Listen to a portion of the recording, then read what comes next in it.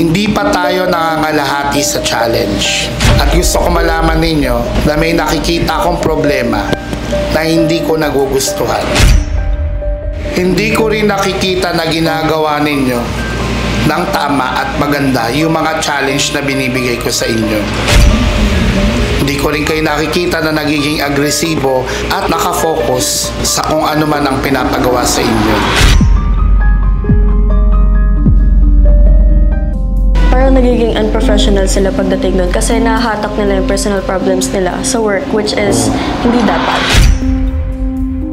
Alam niyo po yung pag nasa work na, parang hindi nila sinisipagan.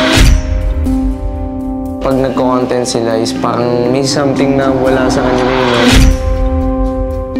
Napapansin ko na ilangan rin sila sa isa't isa eh. Kumbaga wala silang interact ganun. Hindi sila nakipag-cooperate sa isa't isa. Tapos hindi na ganun sila kakomportable sa isa't isa and unmotivated na sila parehas.